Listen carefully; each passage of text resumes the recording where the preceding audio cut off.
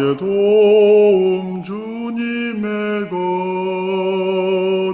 너의 발을 지키시고 이스라엘 지키시려. 주님이 깨어 있네, 졸지도 않으시네. 한국 천주교회 창립 200주년 기념 신약성서 마테오복음 12장 31절. 그러므로 여러분에게 말합니다. 사람들은 어떤 죄를 짓고 신속모독을 해도 다 용서받을 것입니다. 그러나 영에 대한 모독은 용서받지 못할 것입니다. 그리고 인자를 거슬러 말을 하는 사람은 용서받을 것입니다. 그러나 성령을 거슬러 말하는 사람은 이 세상에서도 오는 세상에서도 용서받지 못할 것입니다. 어떤 나무가 좋다고 합시다. 그 열매도 좋은 법입니다. 또는 어떤 나무가 나쁘다고 합시다. 그 열매도 나쁜 법입니다. 사실 열매를 보면 나무를 압니다. 독사의 족속들, 당신들이 악하니 어떻게 선한 일을 말할 수 있겠습니까? 사실 마음에 그득한 것을 입으로 말하는 법입니다.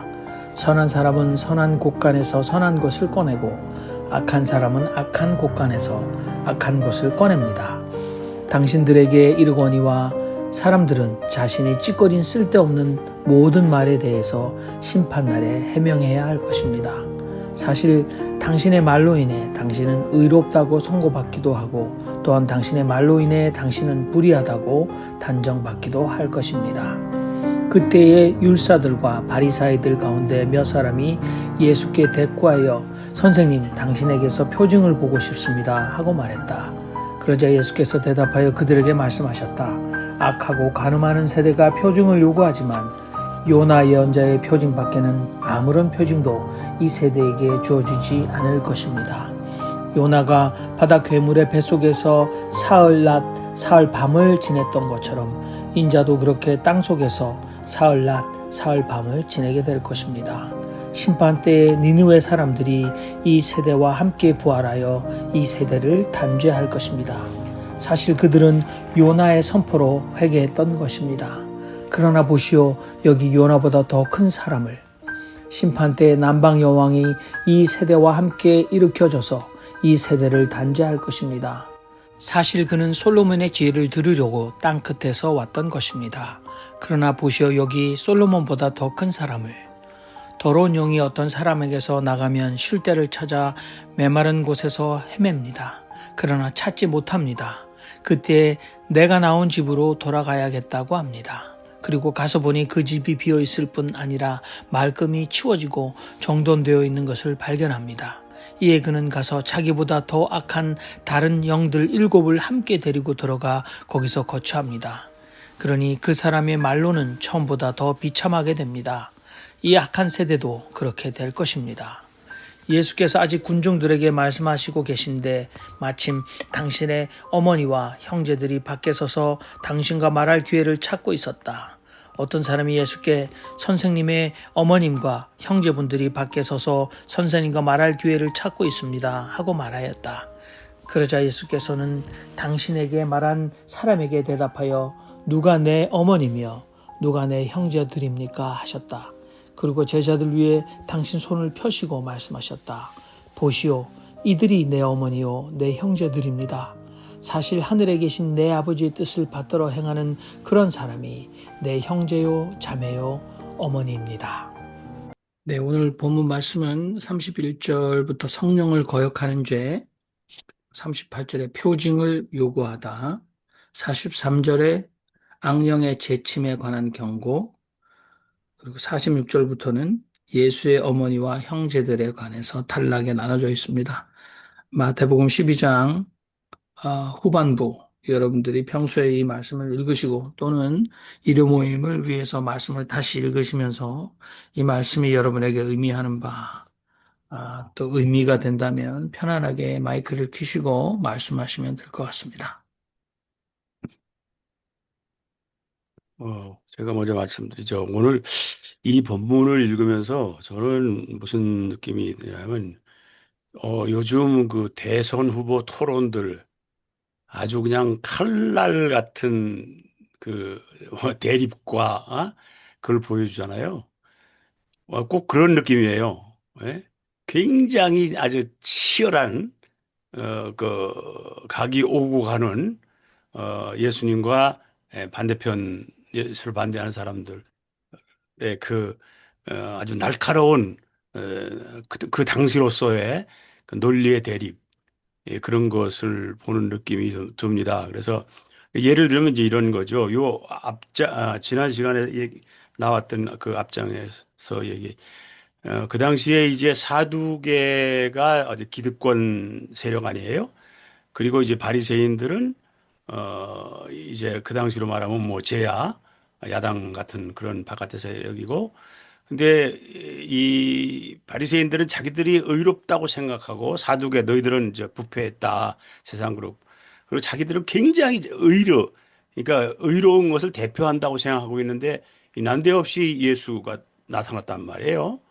그래서 그러니까 사두개들은 시비를 별로 안 거는데 이 바리새인들은 끈질기게 시비를 거는 거예요. 우리가 이때까지 의를 독차지하고 의롭고 의로운 우리를 그 대변한다고 생각하고 있었는데 뭐 예수가 나타나서 그러니까 넌 뭐냐? 뭐 이런 식으로 이제 거기에 예수가 이제 칼날같이 메스를 가하고 나중에는 아주 그냥 뭐라고 그러죠? 뒤끝있게 독사의 자식들아라고까지 하는 그런 그 아주 대결점 갈등 관계를 볼 수 있다. 저는 이렇게 생각이 들었습니다. 그래서 아주 여기서 어떤 예수의 그 결연한 의지, 이게 뭐 그렇게 누이 좋고 매부 좋고 그런 얘기가 아니라 그런 모습을 보여준다. 그래서 결국 우리 신앙의 길은 그런 길이 아니겠는가. 결연한 의지로 가는 그래야만 되는 거 아닌가. 그런 생각이 들었습니다. 네, 감사합니다. 다른 분들도 말씀해 주십시오.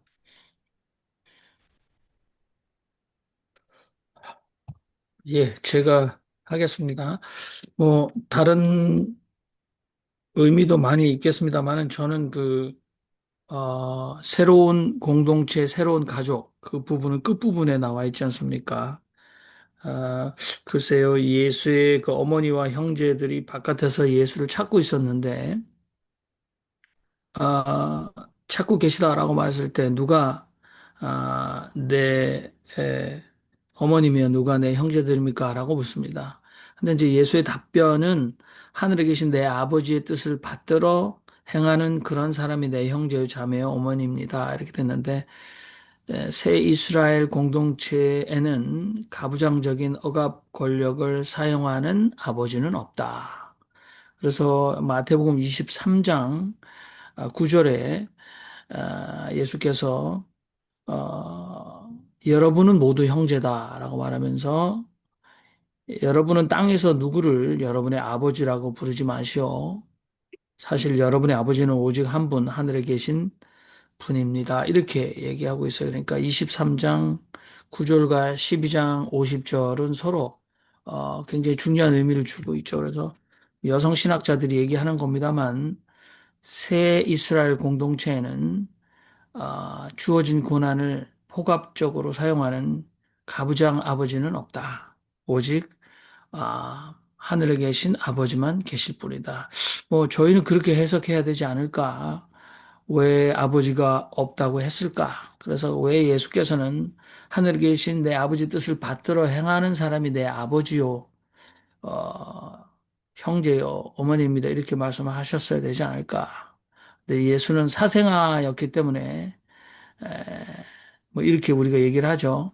그래서 사람들이 예수를 놀렸을 때 이는 마리아의 아들이 아니냐라고 말했던 것은 예수는 사생아다.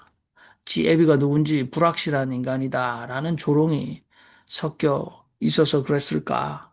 그렇지만 오늘 여성 신학자들은 예, 주어진 권한을 잘못 사용하는 파워 어뷰저는 새 시대 공동체 안에 존속해서는 안 된다라는 예수의 사상이 아닐까. 예. 그러나 비록 아버지겠습니까? 형제든 어머니든 누구든지 고유하게 주어진 고난을 그러니까 그것은 love of power. 그래서 권력을 탐하는 자라고 표현할 수 있습니다만은 뒤집으면 power of love 이렇게 되지 않겠습니까?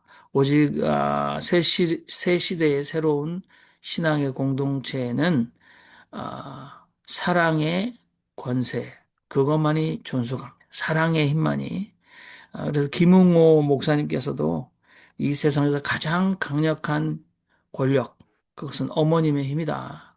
수천 만리에 떨어진 자식들을 어머니가 이 지상에 존재하지 않음에도 불구하고 불러 모으는 힘인 사랑의 힘이다. 그러나 세상 사람들이 사용하는 거꾸로 된 권력용 love of power 그것은 결국은 하늘나라에서 배제돼야 된다. 뭐 그런 의미를 제가 새겨봤습니다. 오늘 말씀이 예수의 성령의 영으로 이제 인도함을 받는 것이 하나님의 자녀다.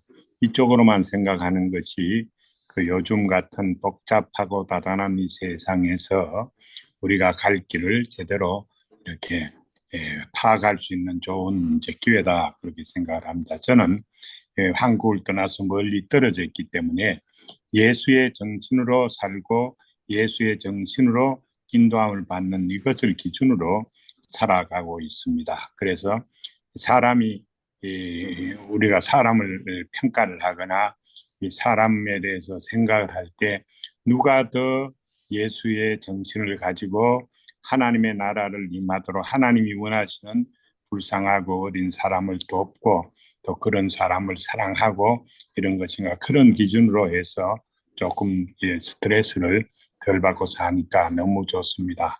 오늘 마태복음 같이 이 마태복음의 성령의 인도함을 받는 이런 크리스찬의 세계가 기독교 세계가 파당이나 분쟁이나 이런 정파나 교리나 신학에 매이지 말고 예수의 정신으로 성령의 인도함을 받는 그것을 기준으로 판단하면 너무 좋겠다 그런 생각을 해봤습니다. 감사합니다.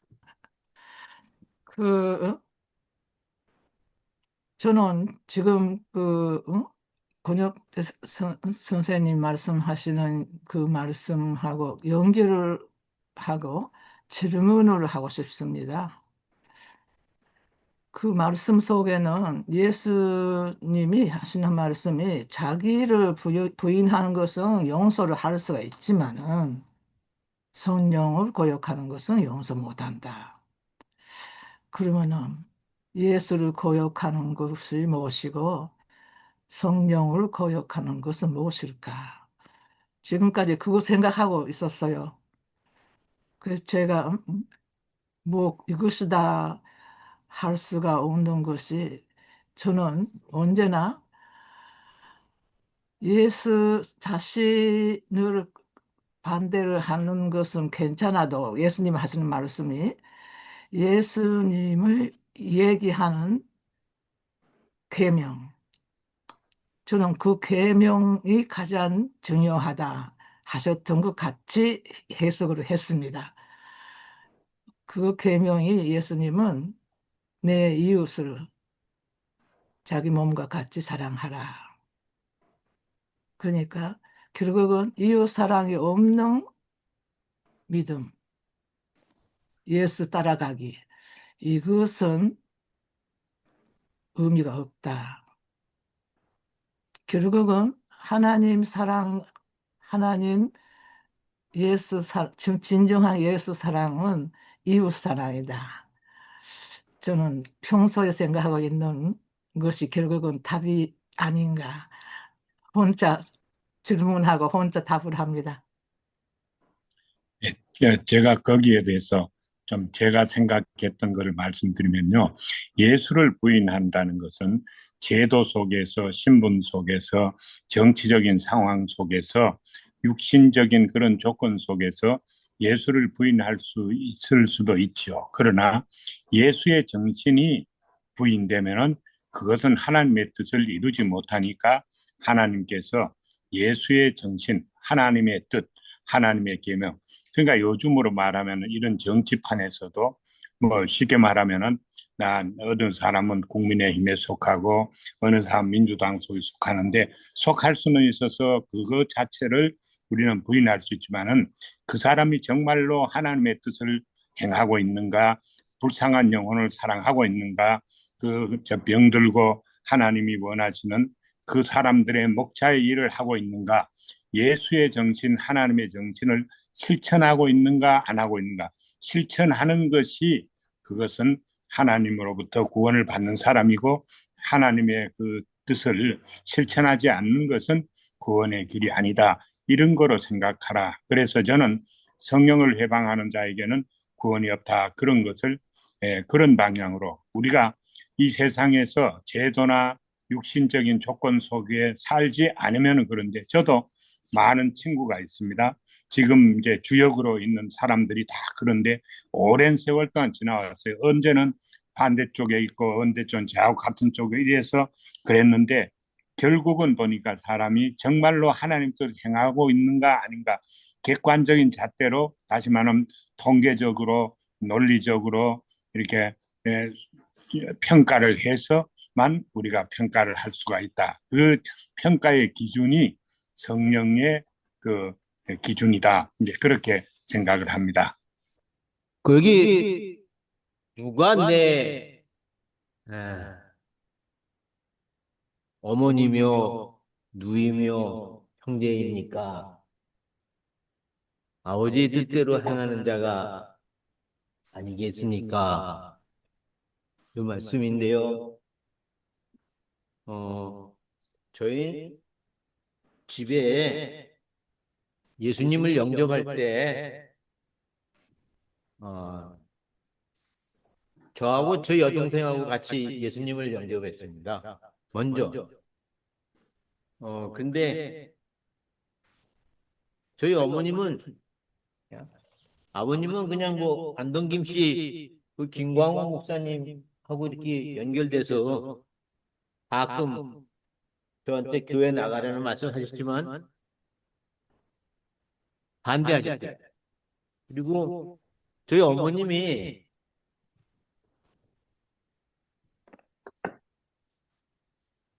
무당을 섬기셨어요. 그래서 제가 얼마나 창피했는지 몰라요. 교회를 다녔는데 집에서 굿을 하는 거예요. 굿. 그래서 지금도 그 소리가 잊혀지지 않는데 굿을 해도 한 3, 4일 했어요. 덩덩덩덩덩 덩덩덩덩덩 하면서 그 구슬할 때 아주 창피하고 그랬는데 어머님이 그걸 우리 주장하시기 때문에 어쩔 수가 없이 받아들이면서 이제 제가 신학교를 간다고 하니까 그때 어머님이 이제 바꾸기 시작했습니다. 그래서 오늘 여기 마태복음 말씀은 신앙을 받아들이고 그 신앙을 구체화할 때 아주 유효적절한 말씀이었다. 이렇게 고백을 드립니다. 저는 31장, 31절, 32절에서 모든 죄와 회방은 사하심을 얻되 성령을 회방하는 것은 사하심을 얻지 못한다고 했고, 그 밑에 32절도 성령을 거역하면 아무것도 사함을 받을 수 없다는 그런 말씀이 이제 두 번씩 연속 나오는데,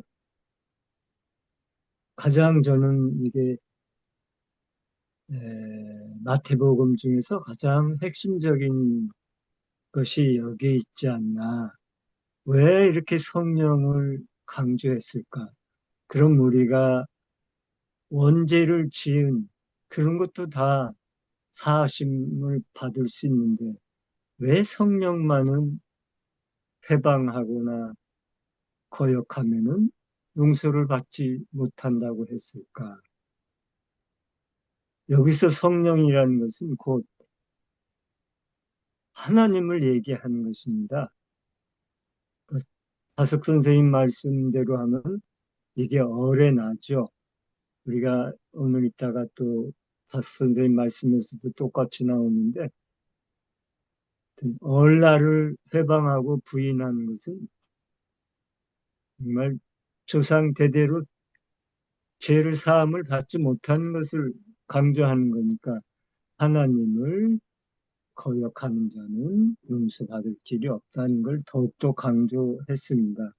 그런데 이러한 성령 얘기가 우리는 이 성경에만 있는 게 아니라 불경에도 똑같이 반야, 즉 불성을 거역하면은 부모를 죽인 자도 용서를 받을 수 있는데 이 불성 반야를 거역하는 자는 결코 용서를 받지 못한다는 말이 똑같이 나와요.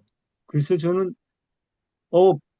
그 불경을 보면서 어쩌면 이렇게 성경하고 똑같을까 하면서 아주 감복을 하고 있습니다. 그러니까 우리가 성령, 불교는 불성, 유교, 도교는 도 이렇게 얘기하는데 가장 그게 이제 핵심이라는 거죠. 그러니까 그걸 꼭 잡고 가라는 거. 그거를 절대 부인하지 말라.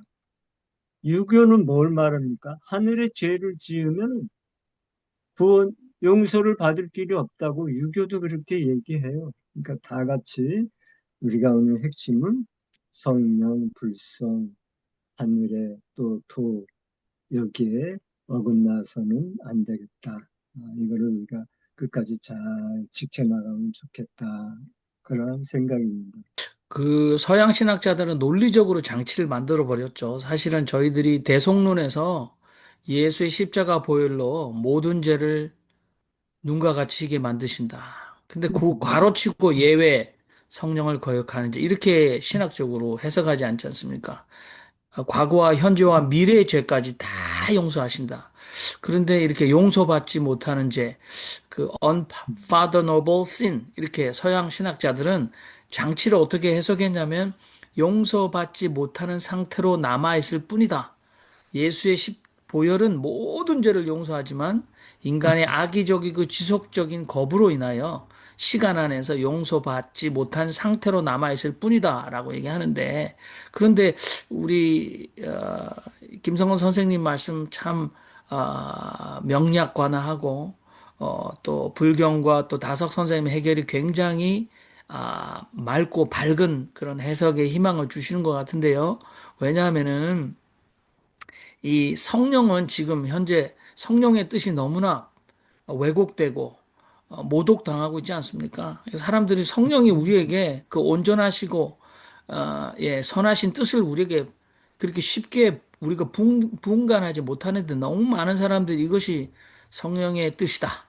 성령이 말씀하셨다. 이렇게 계속 어뷰즈를 하고 있거든요. 그래서 저는 여전히 여러분들이 말씀하셨지만 성령의 뜻을 거역한다는 게 내 삶에서 성령의 뜻을 거역한다는 게 무엇일까? 뭔가 그런 질문이 너무 깊게 되고 있지만 우리 김성원 선생님이나 다석 선생님 제가 볼 때는 너무나 맑고 밝게 하늘의 뜻을 거역하는 것이다. 이렇게 말씀해 주셔서 얘기가 진척이 될 수 있을 것 같습니다. 우리 전혀 여기에서 그 35장에 선한 사람은 선한 것을 갖다가 내고 악한 사람은 악한 것을 낸다. 이게 딱 꽂혔는데요. 요새 그 토론 같은 걸 보면서 선한 사람이 악한 말이 안 나오고 악한 사람이 선한 말이 안 나와요. 보면은 그 말하는 것 자체가 자기의 본성을 갖다가 드러내기 때문에 그러니까 그 후보자들 이렇게 보면은 그 사람들이 하면은 그 사람이 착한 사람인가 선한 사람인가를 금방 알 수 있어요. 그래서 우리가 그다 정말 근데 우리가 정말 이게 우리 모든 국민들이 똑똑해야지 그걸 알아듣는데 그걸 또 못 알아듣는 사람들이 많으니까 악한 사람을 뽑은 거예요. 윤석열이를 뽑았듯이. 그게 다수가 그걸 갖다 이겼는데, 하여튼 윤석열이는 다수가 과반수가 넘었기 때문에 뽑혔잖아요. 그렇기 때문에 했는데, 하여튼 그 선한 사람이 선한 말이 나온다. 악한 사람은 왜냐면 열매도 그랬잖아요. 좋은 열매에서 좋은 열매가 나오고 나쁜 열매는 그 뭐가 상한 그 열매를 해서 그 열매가 다 조금 상한 것이 나오듯이 우리가 정말 그 후보자들 보면 그 입에서 나오는 말들이 그렇게 정말 악의적인 말을 나오는 사람 저 사람 정말 악의가 있나 이렇게 생각이 되고 그리고 그 성령이라는 걸 갖다 저는 생각하기에는 성령에 오베이한다는 거는 하나님 성경 말씀에 을 굉장히 오베해야 된다는 것 같아요. 성경 말씀 자체가 하나님 말씀이니까 성경 말씀을 따라야 된다. 성경 말씀을 기준으로 해서 성과 악을 갖다가 우리가 구별해야 된다. 저는 그렇게 생각하고 있습니다. 예, 저도 성령의 뜻이 무엇일까 깊이 상고하면서 성경 읽을 때마다 오해받고 하는 부분이 성령이라는 말씀이라는 것을 또 느끼는데 저는 요즘 그 도스토옙스키의 대신문관, 까라마조프가 연결해 나오는 대신문관 이야기, 그거를 다시 한번 좀 보고 있는데, 좀 연결시켜가지고,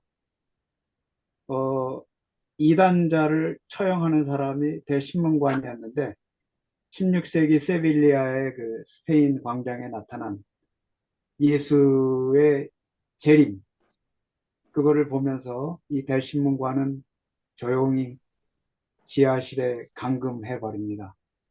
그리고 자기가 예수로부터 받았던 그 모든 교권과 기독교의 교리와 이 모든 것들을 이용해서 대신문관이 예수한테 막 질타하고 논리적으로 따지고 왜 당신은 우리한테 자유를 허락하면서 우리를 또 고통에 빠지게 했냐면서 이렇게 얘기하는 부분들을 보면서 근데 예수님은 거기에서 아무 답변 안 하고 침묵으로 일관하면서 이제 끝나는 이제 그런 부분인데 저는 오늘 그 성령의 뜻을 거부하는 것은 용서를 받지 못한다. 이 말씀 속에서 오늘날의 교회와 예수의 정신이 과연 무엇일까? 그리고 우리가 예수님을 믿고 따른다고 하지만 교회가 행하고 있는 그런 모든 좌절과 이 모든 아픔 이런 것들이 과연 무엇일까? 이제 이것이 대비가 되면서 오늘의 이 말씀 속에서도 성령을 거부하고 성령의 뜻을 반하고 아버지의 뜻을 반하는 이 모든 것들이 연결되어 있는 우리의 모습이 아닐까. 이제 이런 것들이 좀 깨달아지는 그런 순간입니다. 그래서 성령의 뜻은 예수가 와도 예수를 잡아버리는 진짜 예수가 와도 예수를 잡아먹고 마는 예수가 남긴 이 유산들, 이 잘못된 유산들, 이제 이런 것들과 구별하게 만드는 것이 아닌가. 이제 이런 것들을 좀 깨닫게 됐습니다. 주님이 지키시네 내 곁에서 지키시네 너에게 그늘 되니 해도 달도 상치 않네 너의 생명 지키시고 영원까지 지키시려 주님이 깨어있네 졸지도 않으시네.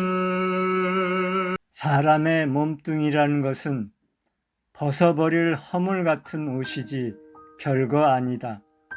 몸의 옷을 여러 겹 덧 입는데 몸뚱이가 옷이라는 것을 나타내는 것밖에 아무것도 아니다.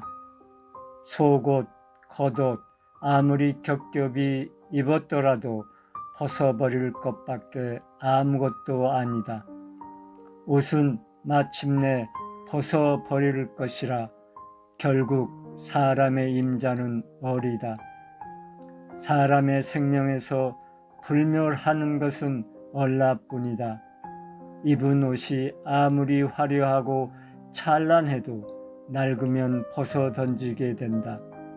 그것이 비록 살 옷이라도 몸 옷이라도 늙으면 마침내 벗어버리고 만다.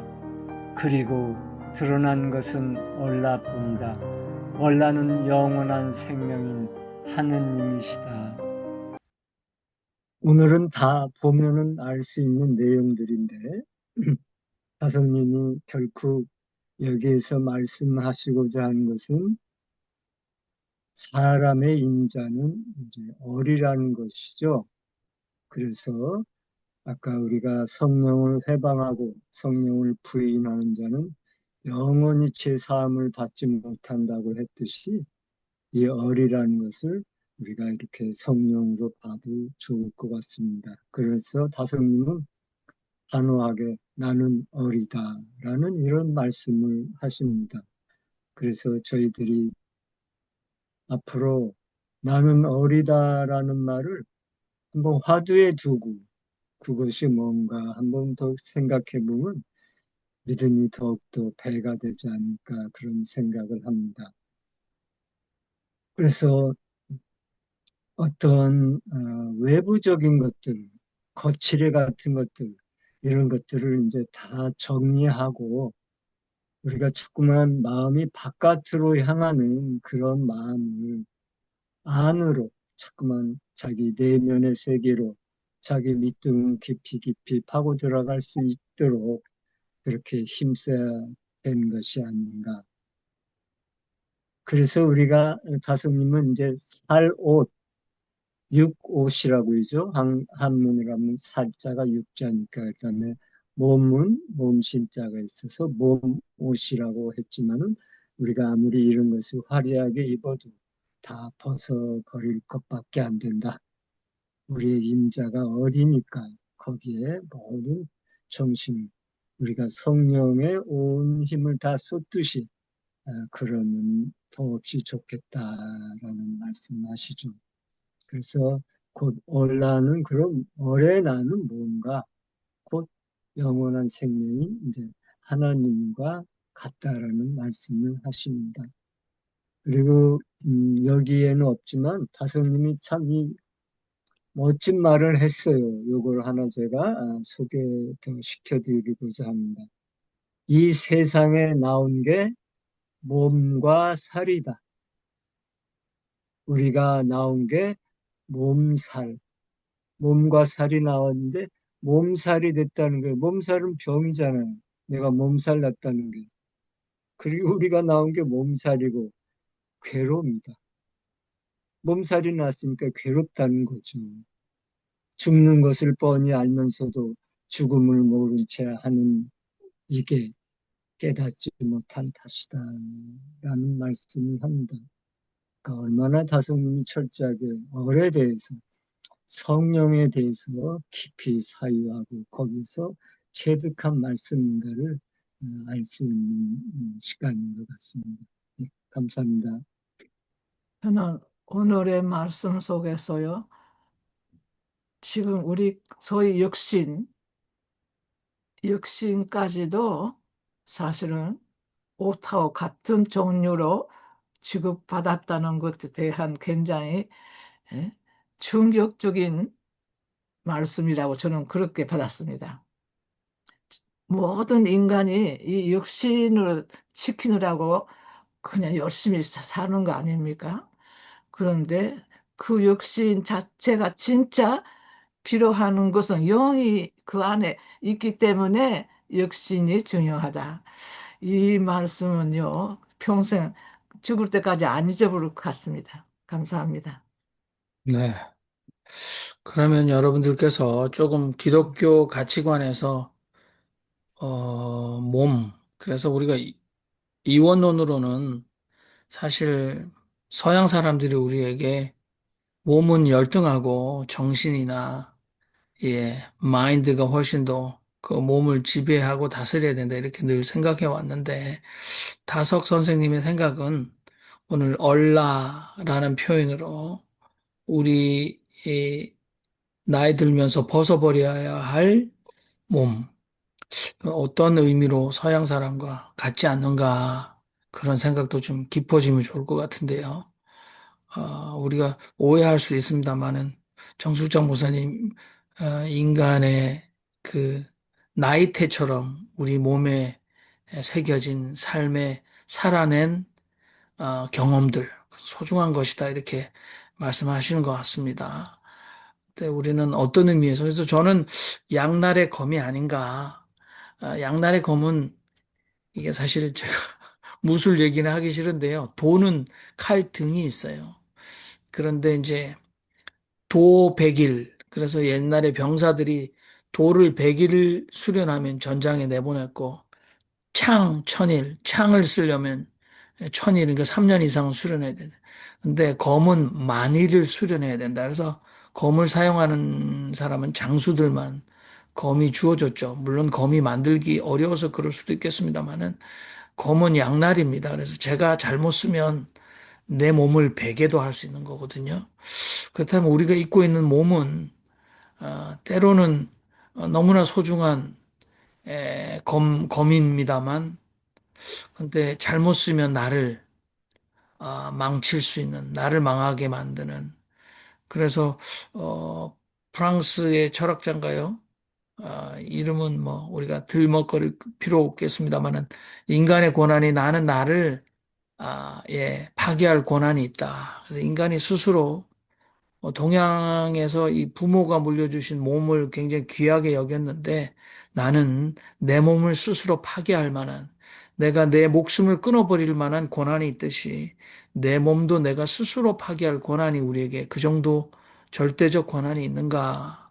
서양 사람은 어떤 의미에서 불의한 권력에 저항할 때 나는 내 몸의 주체다. 그래서 내 몸은 내가 결정한다. 그래서 사실은 지금 낙태의 고난도 첨예하게 대립하고 있지 않습니까? 인간이 생존할 권리와 뱃속에 잉태된 생명, 그래서 스스로 생존할 권리를 모두 포기하고 무조건 살려내야 되는 것인가? 뭐 굉장히 우리가 쉽지 않은 고민 가운데 있는 건 사실인데 이 몸을 우리가 어떻게 해야 되나? 그런데 늘 말씀드립니다만 다석 선생님이 보셨던 이 육의 옷, 몸의 옷은 무엇인가? 좀 구분해야 될 것 같다. 그런 고민이 깊어집니다. 그 젊었을 그 다소 선생님의 그걸 갖다 어떻게 생각했냐면 그 살은 정말 아무것도 아니고 영이 그 각자의 영이 중요하다. 그걸로 또 생각했고 그 이제 살을 갖다 하기에는 그건 좀 어려운 질문이니까 그 옷을 갖다가 이제 겉으로 나타나는 거 옷을 대변하면은요 우리 젊었을 적에는 이렇게 그 옷을 잘 입은 사람들 막 화려한 여자들 이런 사람들 화려한 남자들한테 이렇게 페이어테이션 집중이 되잖아요. 그리고 이제 그런 사람들을 갖다가 부러워하기도 하는데 나이 든다는 거가 굉장히 편안해지는 거예요. 마음에 피스를 주는 게 뭔가 하면은 저는 저기 어, 은퇴를 하고 나니까 많은 사람을 만나요, 하루에. 제가 왜 그러냐면은 버스를 타고 막 이런 거 있잖아요. 버스 타고 서베이 타고 하루에 꼭 버스 타고 서베이 타고 굉장히 많은 사람을 만나고 또 어디 뭐 구경을 많이 가니까 굉장히 사람들을 갖다 많이 가고 어디 뭐 참석해서 그런 걸 갖다 맨날 매일 뭐 하루에 2번씩 뭐 나가고 막 매일 아주 집에 있는 적이 없는데 그럴 때 보면 너무 재밌는 게 그래서 내가 뭐 이 공원을 갖다 산책해서 산을 보는 아니 자연을 보는 것보다 사람 구경하는 게 그렇게 재밌어요. 그리고 사람 구경을 하는 게 생각할 게 많고 그 다음에 사람들이 그 맨하탄에서 길거리 걸어갈 때 이제 전철 안에서 버스 안에서 그렇게 화려한 옷을 입었는데 옷하고 얼굴하고 안 어울리는 사람들이 많은 거예요. 그걸 보고 제가 깜짝 놀랐어요. 얼굴은 왜 이렇게 어두운데 옷은 화려한데 얼굴이 너무 그 옷하고 안 받쳐주는 거예요. 그리고 여자들도 보면 여기 저는 또 맨하탄에 있기 때문에 굉장히 고급 사람들을 많이 봐요. 그러면 이제 저도 뭐 백화점 다니기도 좋아하니까 사진 않지만 구경 다니는 거 좋아해요. 아무리 비싼 거 막 2,000불짜리, 3,000불짜리 구두도 있어요. 그런 걸 신었어도 얼굴은 그 구두하고 너무 안 어울리는 거예요. 그래서 내가 저런 신발을 신었는데 왜 얼굴이 저렇게 불행할까? 그 얼이 보이는 거예요. 제가 나이가 들으니까 젊었을 적엔 그게 안 보이다가 그러니까 이제 부러운 사람이 없는 거야. 암만 비싼 걸 입어도 그 얼굴이 좋아야지. 옷은 아주 10불짜리 옷을 입어도 얼굴이 행복한 사람이 있어요. 그래서 그 얼이 보이니까 어머 이제 부러운 사람이 없는 거야. 그래서 내가 정말 우리가 피스, 피스 마인드가 굉장히 중요하다. 하나님의 사람이 중요하다. 그게 보이니까 굉장히 편안하게 됐습니다. 그렇게 욕심 가질 것도 없고 그런 걸 갖다 보게 되면서 매일매일 배우고 삽니다. 감사합니다. 예, 그 몸이 있고 이제 얼이 있고 이제 옷이 있는 것이 그 사람이라고 생각이 됩니다. 근데 동양은 얼을 정신을 중요시하고 서양은 그 육신을 더 이렇게 중요시하니까 우리 동양 사람이 아마 그런 면에서는 서양 사람보다 훨씬 더 복되지 않나 이제 그런 생각이 들고요. 그다음에 오늘 다석 선생님이 말씀하신 얼라나 이런 것을 생각하면 옷보다는 얼이 중요하고 옷보다가는 더 이제 살이 중요하고 또 살보다가는 이게 얼이 중요하다 이런 것이 성경의 이 맥락하고 똑같이 되는 것 같습니다. 이 세상은 자꾸 변하지 않습니까? 우리는 어떤 때는 우리의 얼은 있지만은 그 얼이 세상이 가지고 있는 살, 그 다음에 세상이 가지고 있는 옷, 그 어느 곳에 속해서 살아가잖아요. 그래서 우리가 이런 곳에서 한 가족이 되고 이제 한 식구가 될 수 있는 길은 그 을을 가지고 있는가 아닌가. 다시 말하면 하나님의 뜻이 이루어지는가 안 이루어지는가.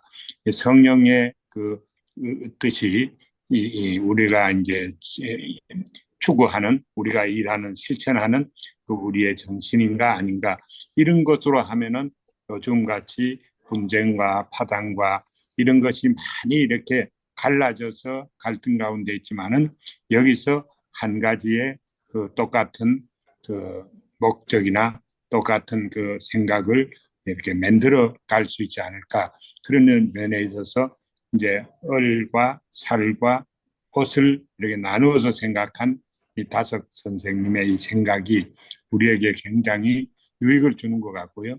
또 하나는 성경이 결국은 성령의 뜻으로 아니면은 예수의 정신으로 하나님의 계명의 본 뜻으로 우리가 살아야만 되겠다. 저는 많은 사람들을 전에 이제 같이 지내오다가 어떤 때는 이쪽에 가 있고 어떤 때는 저쪽에 가 있고 이걸 어떻게 조금 다시 추스를까 그랬는데 이런 성령의 뜻을 예수님이 오늘 말씀하신 것 같이 하나님의 뜻대로 행하는 내 뜻대로 행하는 자가 내 가족이요 형제다. 여기에 해답이 있지 않는가. 그러니까 우리의 을을 가지고 살아가는 것이 이게 가장 좋다고 말한 다섯 선생님의 생각이 참 좋은 생각이다. 그런 생각을 해봤습니다. 감사합니다. 예, 저는 이번 주에 저는 저 김상재 목사님을 만났어요. 그래서 이제 이렇게 지나간 날에 대해서 얘기를 하다가 그러니까 한 50여 년 전에 전도사 생활할 때 저는 그 당시에는 그 워치먼리에 아주 젖어 있었거든요. 그러니까 영혼 육 그 삼분설. 그러니까 그 김상재 목사님 그런 얘기 하더라고요. 아, 그때는 다 그랬던 것 같다고. 난, 저는 저만 뭐 그랬나 그랬더니 다 그랬던 것 같다고 그러더라고요. 그래서 그때 오치만리가 뭐 한국 교회를 막 휩쓸었죠. 한 50여 년 전에. 그게 아주 자연스러웠어요. 근데 지금 이 다적 선생은 뭐 어느 걸 읽어도 자연스러워요. 지금은 그대로 다적 선생이 그렇지 뭐 이런 생각이 듭니다. 근데 문제는 어떻게라는 거거든요. 이제 뭐 나이를 먹으니까 이제 자꾸 아픈 데가 나타난단 말이에요. 그러다 보니까 이제 죽음에 대해서 하루 생각하지 않은 날이 없어요. 더군다나 우리는 뭐 또 우리가 동갑이고 그러니까 와이프도 자꾸 아프고 뭐 그러니까. 그래서 그 뭐 죽는 것도 대강 좀 정리가 된 것 같은데, 아, 이거 정말 육을 버리고 뭐 어를 찾아서 이게 어떻게 구체적인 방법이 이게 좀 막연해요. 솔직히 말씀드려서. 예, 그렇습니다. 예. 그, 저는 어떤 분한테 이런 얘기를 들었어요. 이제 이게 동양인데, 음, 족상보다는, 이 수상이 더 중요한 데이터를 많이 담고 있고 수상보다는 관상이 훨씬 더 중요한 데이터를 많이 담고 있답니다. 삶의 흔적이죠, 나이테처럼. 그래서 그래서 어느 큰 스님이 동자승 하나의 얼굴을 보니까 곧 죽을 얼굴이라 너 집에 가서 부모님을 뵙고 오너라. 왜냐하면 곧 죽을 게 너무나 분명했답니다. 이 관상에서. 보내고 아마 죽고 돌아오지 못할 거라고 믿고 있었는데, 돌아온 거예요. 그 동자승이. 그래서 큰 스님이 놀라서 또 어떻게 무슨 일이 있었느냐? 부모님 잘 계셨느냐? 뭐 아무 일도 없었는데요. 그래, 자세히 생각해 보거라. 무슨 일이 있었느냐? 이렇게 그 큰 스님이 자기 실수한 것 같으니까 물었다는 거죠. 별일 없었습니다, 스님 하면서 제가 친구들과 오랜만에 만나서 여름 이 장야라는 태양 아래서 놀았는데 갑자기 먹구름이 몰려오지 뭡니까? 그래서 비가 막 쏟아지기 시작하는데 저 놀고 있는데 저 아래쪽에 수천 마리 개미굴이 있었는데 그 물이 흘러가서 그 개미굴에 있는 모든 개미를 몰살하려고 하는 걸 제가 보고 제가 막았지 않았습니까, 스님? 잘했죠. 이렇게 얘기해서 스님이 그래, 잘했다라고 말씀하시면서 이 죽을 관상보다 더 중요한 것은 심상이다.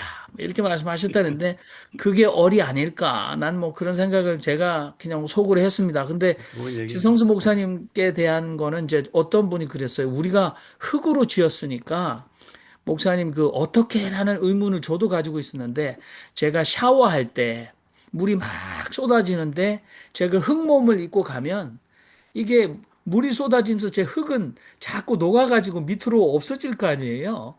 그리고 남는 게 뭘까? 그러면 내가 흙으로 줬으니까 싹 다 씻어서 흙이 다 물에 그냥 녹아서 흘러내려가면 아무것도 안 남을까? 근데 끝에 남는 건 얼이 머리가. 아닐까? 뭐 이런 상상을 해봅니다. 그러면 그냥 샤워하시면 얼라가 남을 거 아닐까? 그런 아, 뭐 물의 세례를 쓸데없는 생각이 받는 거니까, 물의 세례를 받는다고 열심히 씻으라는 거 아니에요, 다석 선생님? 물로 우리가 세례를 받고 성령으로 거듭나라는 것은. 그래서 이제 어떻게가 늘 중요한 것 같아요. 다성님 말씀이 워낙 어렵잖아요. 우리가 이걸 이해는 할 수 있지만, 그럼 우리는 어떻게 이 삶 속에서 얼로 거듭날까? 이거는 뭐 영원한 이제 숙제죠. 그래서 그러니까 어디 바깥에서 찾지 말라는 거의 핵심은 여기저기 뭐 그런 바깥에서 찾지 말고 자기 안으로 깊이 깊이 조금만 들어가는 우리가, 그래서 이제 수행이 필요하죠. 수행을 하면은 여기저기 또 돌아다니고 그런 것들이 아무래도 줄어들죠. 자기 내면으로 자꾸만 들어갈 수 있는 것들이 수행인 것 같아요. 그런 것들이 같이 겸해지면은 죽을 때까지 정진하라는 거 아닙니까, 부처님? 저는 저는 쉬지 말고 기도하라는 거 아닙니까? 한마디 하고 싶네요. 네네. 저는 수행 자체가 가족 관계에서 가능하다고 생각을 합니다. 저하고 남편 관계는 제가 일본어밖에 모르는 상태에서 결혼을 했기 때문에 대화가 제대로 안 되는 부부였어요. 그래서 저는 제가 그냥 답답할 때는요, 일본말로 맞습니다. 나는 이렇게 생각하고 저렇게 생각하고 뭐 수가 편지를 남편에게 보내면은 그거를 남편이 읽으면은 제 마음으로 좀 알아주더라고요. 근데 그렇게 함으로써 제가 무엇을 깨달았냐 그러면은 상대방을 내 식으로 고친다는 것보다는 나는 이렇게 생각한다 하는 것을 알리는 것이 요즘에 그 토론하고 있는 것도 마찬가지인데요. 지금 상대방에게 뭐라고 그냥 충고하는 것 같은 얘기만 하는데 그런 필요가 없고 나는 이렇게 생각하는데 당신 그것을 어떻게 생각하느냐. 맞아면 그렇게 물어보는 것이 낫지. 그렇게 되니까 서로의 관계가요. 뭐 어떻게 보면 평등. 저는 한국에서 여자가 남편하고 평등하다 하는 것을 거의 본 적이 그렇게 많이 없어요. 솔직히 말씀드립니다. 모든 남자들은 선생님이고 여자들은 똑똑합니다. 솔직히 말하면 똑똑한데도 불구하고 그 밑에 있는 것 같이 사십니다. 근데 사실은요, 굉장히 똑똑하셔요. 모든 사람, 여성들이 머릿속이 훨씬 똑똑합니다. 근데 그것을요, 못 내는 분위기 속에서 세상이 만들어졌어요. 근데 그것을 깨달은 남자분들은요, 여성들을 굉장히 존중하고 말씀 듣잖아요. 그런 분들은 제대로 가정을 속에서요, 이미 올 속에 가깝게 계시는 거 아닌가. 저는 그렇게 그냥 해석하고 싶습니다. 저는 이 방에 계신 분들이야말로 그 얼굴에 책임을 지시는 분들이다. 우리 정식장 목사님 그렇고 뭐 다들 그러십니다만은 지성수 목사님도 그러시고 제가 볼 때는 이렇게 그 한국 사회에서 보면 물론 미국도 마찬가지입니다만은 계속해서 그 드러나는 우리 양보영 선생님 맨하탄에서 보셨던 어마어마한 불을 가지고 옷으로 치장해서 자신을 가리려고 하는 사람들이 어, 정말 애처로울 정도로 많지 않습니까? 자신의 얼을 신경 쓰지 않고 그런데 여기 계신 분들이야말로 맑은 얼로 살아오셨고 이분들이야말로 하나님 나라의 주인들이고 가까우신 분들이다 뭐 그런 생각을 해봅니다. 아무튼 우리 정수경 목사님 때때로 잘 더 똑똑한 여성들 밑으로 좀 잘 들어가라. 굉장히 중요한 가르침인 것 같고요. 경기도 양평의 김성복 목사님이야말로 아주 그 등마단에서 아주 회심하신 분입니다. 예, 등마단 마누라 등쳐먹고 사는 탄체에서 탈퇴하셔서 요즘에 열심히 농사 짓고 계신데 자 우리 김성복 목사님 자 말씀하시죠. 그 몸살이라는 단어를 아까 김성원 목사님께서 말씀하셨는데요. 몸하고 몸하고 살이요. 그래서 제가 이 산스크리트어에서는 어떻게 얘기하고 있는가, 지금 급하게 좀 찾아봤습니다. 근데 그 살이라는 게,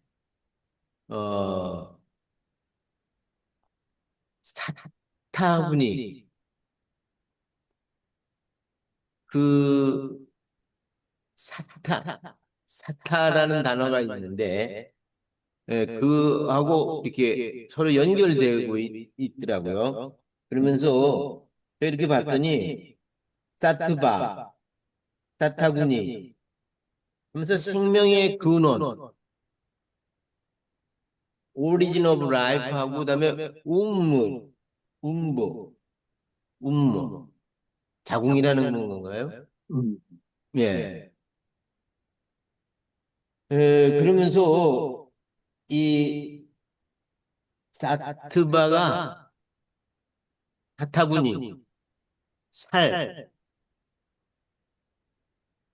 하면서 이게 새끼하고 연결되더라고. 새끼는 뭐냐면 친구라는 말이에요. 그래서 옛날에는 새끼, 삭기 이 말이 우리 사투리에서 산스크리트어에서는 친구라는 뜻이었다 하는 것이죠. 어쨌든 이 뼈가 아닌 살에서 이는 내 몸이니 받아 먹어라 하는데 그 주는 것이 예수 그리스도의 몸이요. 그것을 우리가 또 받아 먹을 때 이것이 살이다. 이제 이렇게 받아들이게 되죠. 그래서 받아 먹어라. 이는 내 몸이다 했을 때 성령이 그곳에 임재하신다. 성령 임재설 혹은 뭐 화채설 뭐 영적 임재설 봉제설까지. 예. 어쨌든 내 몸이니 받아 먹으라 해서 물질로만 들어가는, 살로만 들어가는 것이 아니라 영도 내 몸으로 들어간다. 영도 내 몸으로 들어가서 영육간에 하나가 된다는 그 성찬식의 그 거룩한 분위기 이해가 될 수 있습니다. 오늘 다석 선생님의 말씀은 다 쉽게 이해가 되고, 그러면서도 살이라는 말이 이제 히라반가요? 거기에 사르크, 그거하고도 연관이 되는 것 같아서 살과 사르크 되는데, 엑스레이를 찍으면은 아무리 화려한 옷을 입어도 다 똑같게 나오잖아요. 살은 물론 잘 안 보이겠지만은 없어지는 거니까. 네, 그래서 오늘 말씀과 같이 에, 어른, 살은 없어지지만 어른 영원히 남는다. 이제 이런 측면에서 우리가 저도 이 일요일만큼은 제 이름을 석자 돌림으로 해서 형석, 빛나게 했으면 어떨까 해서 형석으로 불러주시면 좋겠습니다. 감사합니다. 근데 내가 요새 꽂힌 성경 구절이 있어요. 그것도 내가 옛날에 들어본 적이 없는 것 같은데 처음 이게 딱 꽂히는데, 이사야서 43장의 4절에 너희가 너를 갖다가 영화롭게 하고 보배롭게 하겠다, 인말사에 I love you가 나오잖아요. 하나님이 그러면서 내가 너의 생명을 다른 사람과 바꿔서 너를 연장시켜 주겠다는 그 말씀이 나와요. 4장에 43장 4절에. 그걸 갖다 들으면서 성경 말씀을 내 거라고 하면은 몸이 약할 때 이러면 그 힘이 얻어. 근데 정신이 몸을 움직이거든요. 그렇기 때문에 동자승의 그 생명이 연장됐듯이 이 성경에도 그게 나옵니다. 43장의 4절에 그게 네가 네 눈에 보배롭고 존귀하여 내가 너를 사랑하였은즉 내가 네 대신에 사람들을 내어주며 백성들이 내 생명을 대신하리라. 그러니까 이게 나는 영어를 이걸 갖다 외웠는데요. 그러니까 인맛 사이트에 네가 너를 갖다가 정말 영화롭게 하고 보배롭게 하면서 또 너의 생명까지도 다른 사람을 연장해서 주겠다. 물론 우리가 이기적인 거가 좀 나오죠. 왜 다른 사람 생명을 내가 또 간다. 그렇지만 그게 아니라 하나님이 너를, 내 사람을 더 이 세상에 남게 하겠다. 오랫동안 네가 할 일이 있으니까. 이걸 갖다 하기 때문에 우리는 건강하게 살 의무가 있고 건강하게 살아야 된다. 그래서 몸이 약할 때 내가 이 성경 구절을 갖다가 외우는 거예요. 그래서 내가 하나님이 나를 갖다가 이렇게 다른 사람, 그때 왜냐면 갑자기 뭐 정신이 잃어서 내가 넘어졌을 때 티끌 하나 안 다치고 딱 일어난 거랑 이런 거 죽을 고비를 갖다 몇 번을 갖다 넘겼어요. 많이. 그리고 뭐 자전거가 내 앞 갔다 막 1초 진간으로 막 세게 지나갈 때라든가 차가 막 지나갈 때라든가 이런 걸 느꼈으면서 하나님이 보호하셔야 산다. 근데 이 성경 구조를 내 걸로 믿으면 내 거가 되는 거예요. 그러니까 믿고 그랬다가 머릿속에 항상 넣고 있으면은 정신력이 강해야 몸이 강해진다. 그래서 이것도 좀 강하게 마음을 가지셔야지 몸이 강해집니다. 감사합니다. 마태복음에서 하는 얘기도 그렇고, 그 다음에 우리 다석 선생님 얘기도 그렇고, 살다 보면은 세상에는 지고지순한 선이라는 게 있는데, 다석 선생님이 말이 이제 옷을 아무리 호화롭게 입어도 그것이 얘기하는 게 뭐냐면 내가 생각에는 이래요.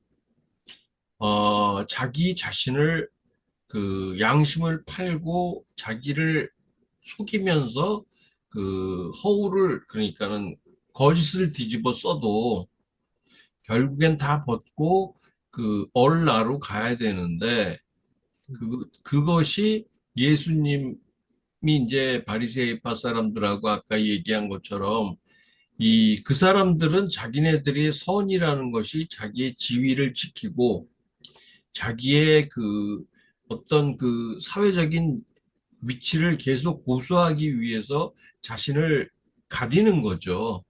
그러니까는 그 사람도 아마 그런 게 있을 거예요. 근데도 그 자기의 그 모순된 그런 것을 가리기 위해서 예수님을 협박하고 음해하면서 그런 얘기를 하는 것 같더라고요. 그리고 그 모든 것이 간단하게 얘기하면은 자기가 옷을 아무리 잘 입고 그 화장을 이쁘게 하고 뭐 그 명품으로 휘감아도 결국은 그 사람은 그 사람일 뿐이지 그 사람이 명품이 될 수는 없잖아요. 그것 때문에 아마 지고지순한 선을 위해서 그 사람들은 살고 있는데 그것 때문에 점점 타락해가고 그러다 보면 그 지고지순한 선을 잃어버리는 거. 나는 그게 아마 그 하나님의 그, 그 배신하는 그런 적인 것 같아요. 그러니까 그런 것을 어느 순간에 벗어버리고 참나로, 얼나로 갈 수 있는 그런 것을 그 사람들은 살면서 유지하는 게 좋을 것 같은 생각이 드네요. 우리가 이제 마무리를 하도록 하겠습니다. 우리가 한마디씩 화살기도 여러분 삶 가운데 가장 중요한 하늘의 연결과 하늘의 개입을 바라는 일 앞에 우리가 기도하도록 하겠습니다. 기도하시죠. 살아계신 하나님, 앞으로 남은 9일 동안 대한민국의 국민 주권 시대를 열 국민들 한 사람 한 사람의 마음속에 얼을 차리게 해주시고 얼빠진 선택을 하지 않도록 하나님이 역사하여 주시옵소서. 아멘. 거짓과 진실이 혼미하게 얽혀 있습니다. 이 선거판이라는 것이 그런 것인 줄 언제나 그런 것인 줄 알지만 이번만큼은 분명하게 드러날 수 있도록 눈을 밝혀 주시옵소서. 아멘. 하나님의 정의가 이번 선거에서 우리나라에 있다는 것을 모두가 확인할 수 있는 결과가 되기를 바랍니다. 하나님, 우리를 버리지 마시고 지켜주시옵소서. 아멘. 하나님, 우리가 어디에 있더라도 하나님의 뜻이 하늘에서 이루어진 것 같이 온전히 이루어지게 하여 주시고, 우리가 어느 것에 육신의 옷을 입더라도 하나님의 영이 우리 속을 지배하고 하나님의 나라가 우리 속에 이루어질 수 있도록 백성을 사랑하며 하나님이 사랑하던 백성을 돕고 하나님의 백성을 인도하는 목자의 삶을 살 수 있도록 우리를 인도해 주시옵소서. 아멘. 정의는 언제나 승리한다는 당신의 말을 믿고 우리는 항상 기다립니다. 주여, 이 나라가 올바르게 가게 해 주시옵소서. 아멘. 우리의 삶이 순간이라도 성령을 거역하지 않는 삶이 되게 하여 주시옵고 우리의 임자인 얼을 찾아 얼라로 우뚝 솟는 그날이 오기를 간절히 소망합니다. 아멘. 대한민국이 새로운 나라가 되었음을 감사합니다. 아멘. 아버지, 당신의 뜻대로, 진리의 뜻대로, 성령의 뜻대로 우리 대한민국이 바른 선택으로 나아갈 수 있도록 이끌어 주시옵소서. 아멘. 살아계신 하나님, 이 나라를 당신께서 친히 주재하여 주시옵소서. 아멘.